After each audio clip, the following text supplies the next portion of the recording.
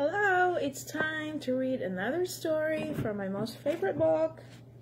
The story is about Androlus and the lion. In Rome, there was once a poor slave whose name was Androlus.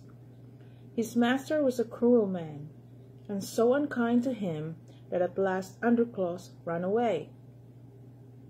He hid himself in a wild wood for many days, but there was no food to be found, and he grew so weak and sick that he thought he should die. So one day he crept into a cave and lay down, and soon he was fast asleep. After a while, a great noise woke him up. A lion had come into the cave and was roaring loudly. Androlus was very much afraid, for he felt sure that the beast would kill him. Soon, however, he saw that the lion was not angry, but that he was limping as though his foot was hurting him.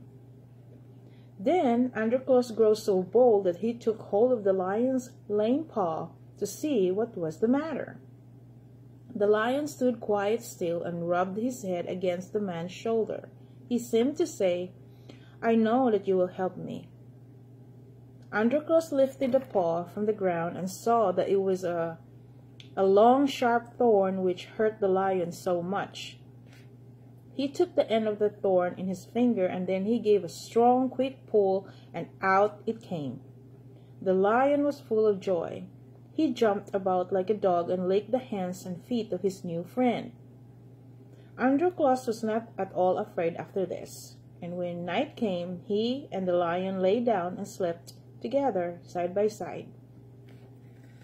For a long time, the lion brought food to Androlus every day, and the two became such good friends that Androlus found his new life a very happy one. One day, some soldiers who were passing through the woods found Androlus in the cave. They knew who he was, and he took him back to Rome. It was the law at that time that every slave who ran away from his master should be made to fight a hungry lion. So a fierce lion was shut up for a while without food, and a time was set for the fight. When the day came, thousands of people crowded to see the sport. They went to such places at that time, very much as people nowadays go to see a circus show or a game of baseball. The door opened, and poor Androlus was brought in. He was almost dead with fear, for the roars of the lion could already be heard. He looked up and saw that there was no pity in the thousands of faces around him. Then the hungry lion rushed in. With a single bound, he reached the poor slave. Androlus gave a great cry, not of fear, but of gladness. It was his old friend, the lion in the cave. The people who had expected to see the man killed by the lion were filled with wonder. They saw Androlus put his arms around the lion's neck. They saw the lion lie down at his feet and licked them lovingly. They saw the great beast rub his head against the slave's face as though he wanted to be petted. They could not understand what it all meant. After a while, they asked Androlus to tell them about it. So he stood up before them, and with his arms around the lion's neck, he told how he and the beast had lived together in the cave.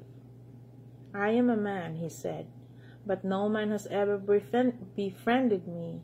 This poor lion alone had been kind to me, and we love each other as brothers." The people were not so bad that they could be cruel to the poor slave now. "Live and be free," they cried. "Live and be free." Others cried, "Let the lion go free too. Give both of them their liberty." And so Androlus was set free, and the lion was given to him for his own, and they lived together in Rome for many years as best friends. Such a good story. Short, but such a good story.